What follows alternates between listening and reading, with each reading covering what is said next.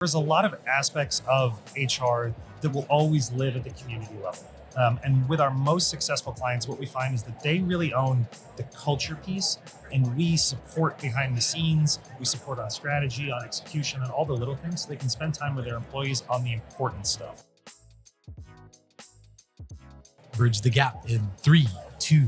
Welcome to Bridge the Gap podcast, the senior living podcast with Josh and Lucas. Another excellent conversation here at the LeadingAge National Show in Boston.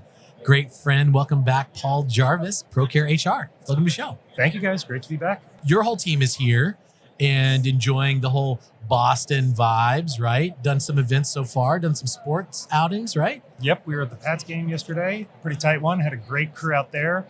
Everybody came back in one piece. Nobody froze in the stadium, so had a great time. It's a great place to be. A lot of energy here and a lot of attendees. And, there's a lot of challenges facing the opportunity as we end this year in 25 and looking forward to 2026. The industry is growing. There's new people coming in. There's new opportunities which create new challenges. And a lot of those are related to hiring. Yeah. Right? Yeah. A lot of those revolve around HR. I mean, Josh, you're an operator, senior living operator. You're growing your platform. I mean, how are you and what are you hearing out there before we bring Paul into the conversation to bring some solutions? What are the challenges that operators are facing from a hiring standpoint? Well, you set the stage really well because there is so much changing. But with that and with the great obstacles that you find yourself facing as an operator, there's also great opportunities. But not only we're here at a LeadingAge event, there's every kind of tech hitting the industry. So that change alone for your labor force, it creates a lot of challenges. But also, like I said, opportunities, compliance-related things, the increasing regulatory environment. While the last few years, new development in our industry from a real estate perspective has been slow, acquisitions and growth and additions of communities continues to rise. So you've got a changing population, a new generation of senior that's entering, but you also have a new generation of workforce entering, which again, it's exciting, but it's really challenging. One of the things, Paul, that I've loved, I've heard you all say is it's really important for operators to get a little bit better at everything they're doing workforce related. Could you just unpack that just a little bit? Because that a lot goes into that. That's a small statement, but it's a powerful statement. Yeah, that's a great place to start. So Procare, we're a 10-year-old business, and throughout the history of the company, it's all been around that. The idea that if you can be slightly better at all things related to workforce and really all the pieces of the employee journey, it has a huge downstream impact on all the things that we care about in this industry. So the ability to grow and scale, you mentioned that, whether through new development or acquisition, financial performance. And then there's also employee satisfaction and care outcomes. And some of these things are a little bit easier to kind of put your finger on and say, okay, if I'm managing overtime, if I'm managing agency, that's obviously going to show up in my P&L pretty quickly. Other things, if I can have a stable workforce of people who've been with the company for a long time, who know the residents very well, as opposed to agency employees who are coming in and out, I think we would all say, yep, that'll probably have positive care outcomes as well. And so Procare, what we've tried to do is, and we've really kind of been led by our customers along the way, where they say, hey, can you help me with that? Can you help jump into this? I'm having trouble with this. To look at that whole employee journey from application to interview, onboarding, scheduling, being part of the workforce, retention, and say, what are all the little tweaks? What are all the points of friction? How do we keep up with compliance and regulation to just be slightly better at all these things to have that big impact at the end of the day? Well, the employment journey, as you mentioned, it's a long one. It should be a long one, right? Yeah. And, we talk so much about culture, right? Because that's sort of this big concept. We want to have a good culture. But when you get down into the weeds, the blocking and tackling, there's so many factors and facets that comprise this thing we call culture. And it's not just the motivational pep talks. Mm-hmm. A lot of it goes into the processes and the experience that team member has from the very first interaction. Can you talk about the intentionality you guys have when you look at partnering with an employer to be very intentional about what your culture says through that journey? There is a lot of aspects of HR that will always live at the community level. And with our most successful clients, what we find is that they really own the culture piece, and we support behind the scenes. We support on strategy, on execution, and all the little things so they can spend time with their employees on the important stuff. A specific example, so one of the ways we support our clients is with what we call our employee response team.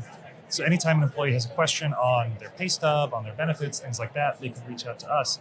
And our goal with that team is to be a mile wide and an inch deep, and basically be able to answer 90% of questions within 30 seconds.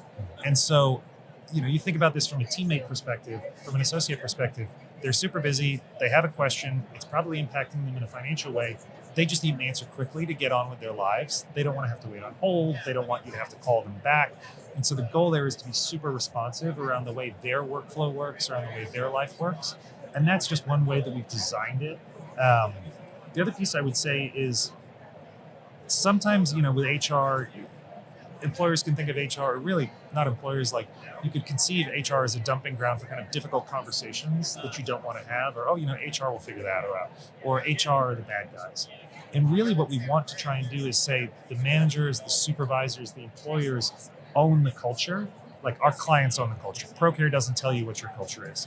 Our job is to learn it, to understand it, and then to be able to put it into action and take all of the little stuff off your plate so that you can really devote your time to that. Paul, as long as I've known you, you've been a data guy. Like you always know the numbers and the numbers behind the numbers. And I really appreciate that about you. So you guys can make really good informed decisions and for your partners as well. It seems like to me, there's still a huge part of our industry, a huge market share that are small to regional operators. And the growing complexity of HR compliance, all things employment in that journey, it seems like it just requires such a sophistication and a robust team that's specifically dedicated to that. And I think as operators, sometimes when things seem to be going right, you hope that they're going right because you're maybe not having a crisis at the moment, but that doesn't mean that things aren't rapidly changing all around you. And so you've got to be constantly growing and, as you said, getting a little bit better each day. So how do you partner with an operator to make sure that they've got all of their bases covered? What does that look like in a relationship? So our implementation process, to say it's very thorough is an understatement. So on the first call, probably 30 or 40 people from Procare show up, and we bring experts in all the different departments, workers' compensation, technology, scheduling, recruiting, all the different areas. And then what we do with a client is we basically say, how do you do it today? Who's responsible for what? Here's what we would suggest. Here's from our experience, from the technology we bring to the table, how you can mitigate risk, how you can be more efficient. If certain things don't work for you, let's talk about them. We'll pull them apart. There's a lot of change. There's a lot of letting go of things, particularly when you mention kind of the smaller to mid-size operators. And you may have experienced this, like you've probably processed payroll yourself. You've Sure. probably picked a benefits plan for your employees. Yeah. I don't know if you want to do that anymore, right? Absolutely not. So it's an experience of saying, hey, we got this, right? Like kick it over to us. Tell us what's your goal. What's the strategy? What do you want to provide? What's the experience you want your associates to have? And then we'll start to put that into practice. But you're very right that it is a lot of steps. And if you kind of, flow chart it out, it goes from, hey, client, you're doing everything to we will do this, then you approve, then we'll do this, then you need to do that because you are the employer of record and we cannot do that. Or, you need to verify the I-9 because it's a physical thing you have to see in person. Then we will do this. And so you start to get people comfortable with the idea that there's a system behind it. There's a whole team of people who will look at it. There's checks in place. There's approvals. There's redundancies. You can go on vacation and payroll will still get run. And at first people are like, oh my gosh, this seems like a lot. And then you can kind of see the tensions start to come out a little bit. And they're like, okay, it's going to be okay. It's going to be okay. I will get to the other side of this implementation process. And then Procare's got it. So, for an organization to follow this logic of getting a little bit better in all things HR, I would imagine, it's pretty overwhelming sometimes as an organization to think, I've got to be firing on all cylinders. Everything's got to be perfect in all departments, especially now with all the M&A. You're going into, operators are going into new businesses, new organizations, new communities, and they're like, oh man, a lot of challenges here. But your team helping a little bit better each day. I'm assuming that has exponential numbers on the bottom line over the course of weeks, months, years. Is that correct? Correct. And honestly, we start working with clients, in some cases, even before they become clients. So we've worked with groups where they say, hey, I'm considering, this growth opportunity for my business. And they'll pass over whatever information that they have on the prospective portfolio that they're looking at. And we can do an analysis on the labor performance of the building and say, hey, if we were to work together, here's some areas for opportunity. Here's some things you might consider. And sometimes, there's limited information available from the seller. But I think it gives the operator a lot of confidence that, okay, from day one, if I partner with Procare, there's going to be a strategy in place. Or we may say, hey, for this labor market, we've recruited in these areas before. We are familiar with this metro or with the workforce demographics here.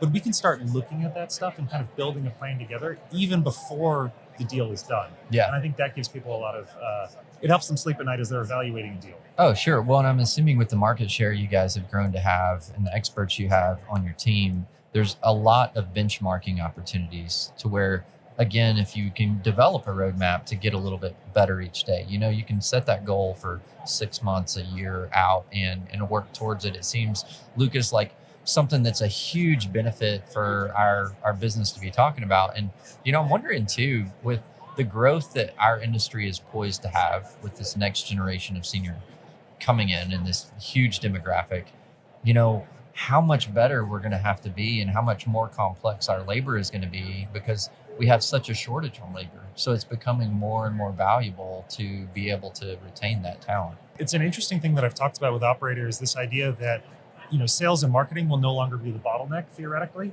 Obviously, you still need to provide an excellent product. You need to provide something that people want to, a lifestyle that they want to live in, that they feel confident and they enjoy.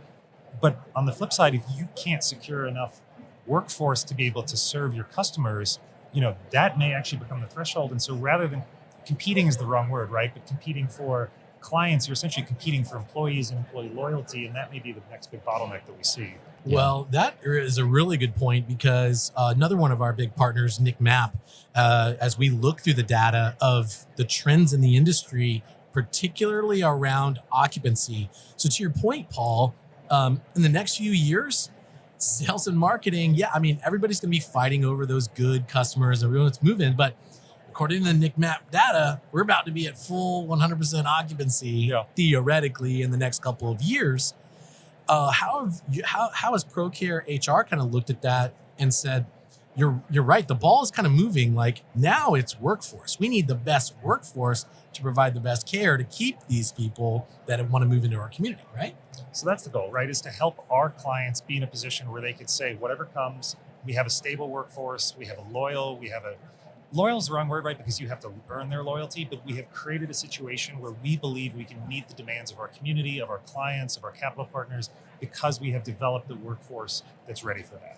Well, Awesome. Lucas, again, the challenge and the opportunity lays right here ahead of us. Thankfully, in our industry, we have great partners like Procare. We do. These are great conversations to have. And I know for our listeners, Paul, they're out there thinking like, oh my gosh, this is one of our big initiatives in 2026 because we know we are growing and workforce is a big issue. What's the best way for people to connect with you? Come find us at LeadingAge, and we're at a ton of shows, or check out ProcareHR.com. Awesome. For those of you that want to connect with Paul and Procare, scroll down in the show notes, click that link and set up a meeting with them. I know that they're going to be there to help you navigate these challenging opportunities that the industry faces. And you can also go to btgvoice.com, download this content and so much more. Thanks for listening to another great episode of Bridge the Gap. Thanks for listening to Bridge the Gap, a podcast dedicated to informing, educating, and influencing the future of housing and services for seniors. This show is powered by our sponsors, Align, Nick Mapp, Procare HR, Sage, Gibson Insurance, Hamilton Captel, ServiceMaster, The Bridge Group Construction, and Salinity, and produced by Grit and Gravel Marketing. Connect with the BTG Network team and use your voice to influence the industry at btgvoice.com.